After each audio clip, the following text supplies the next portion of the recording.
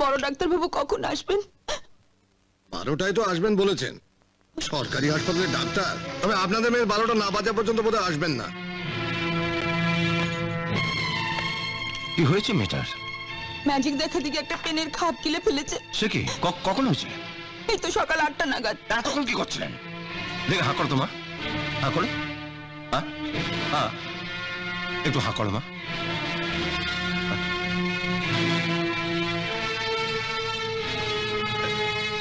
একটা টর্চ নিয়ে আসুন তো। টর্চ নেই হাসপাতালে, এমার্জেন্সিতে টর্চ নেই। লুডো আছে। আপনি টেবিলটা ফেললেন কেন? আমার নাম ডাক্তার শুভঙ্কর সান্যাল। ও, আপনি যান, টর্চ আনুন তাড়াতাড়ি। দেখি মা।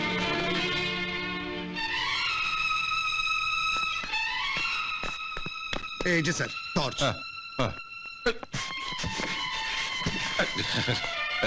আচ্ছা, এই হাসপাতাল অপারেশন থিয়েটারটা কোন দিকে? এই হাসপাতালে তো কোনো অপারেশন থিয়েটার নেই। অপারেশন থিয়েটার নেই? না। লেবার রুম আছে? তা আছে। চলো, আপনার বারান্দায় বসুন। চলো চলো চলো চলো চলো চলো।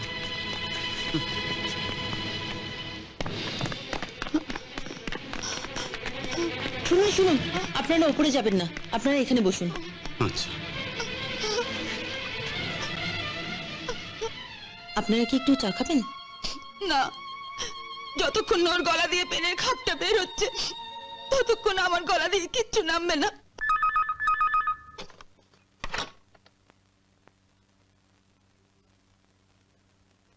হ্যালো, আমি ডক্টর সেন বলছি।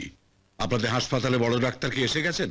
হ্যাঁ, এসেই নাকি একটা বাচ্চা মেয়েকে নিয়ে পড়েছেন। মেয়েটা নাকি ম্যাজিক দেখাতে গিয়ে একটা ডট পেনের খাপ গিলে ফেলেছে। মেয়েটিকে বাঁচাতেই হবে। সে কি ধর্মপুরের সবচেয়ে বড় নার্সিং হোমের মালিক হয়ে আপনি চাইছেন সরকারি হাসপাতালে চিকিৎসা করাতে এসে রুগী বাঁচুক? এ তো ভূতের মুখে রাম নাম। কেন বাঁচাতে চাইছি আপনার সঙ্গে দেখা হলে বলবো।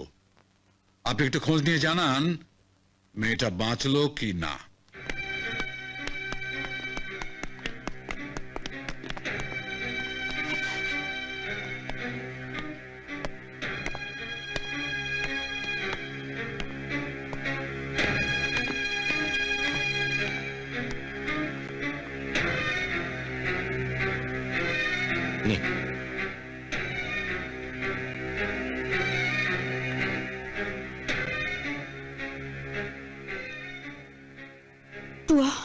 ভালোই আছে, একটা ঘুমের ইঞ্জেকশন দিয়েছি, ঘুমাচ্ছে।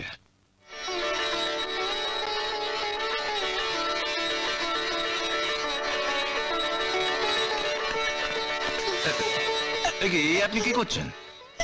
আপনি মানুষ নন দাদা, আপনি দেবতা। আপনি আমাদের জন্য যা করলেন। উঠুন উঠুন। আমি একজন ডাক্তার। ডাক্তারি পাশ করে বেরিয়ে আসার সময় শপথ নিয়েছিলাম নিঃস্বার্থভাবে রোগীদের সেবা করব। আমি তো শুধু সেইটুকুই করেছি, বেশি তো কিছু করিনি।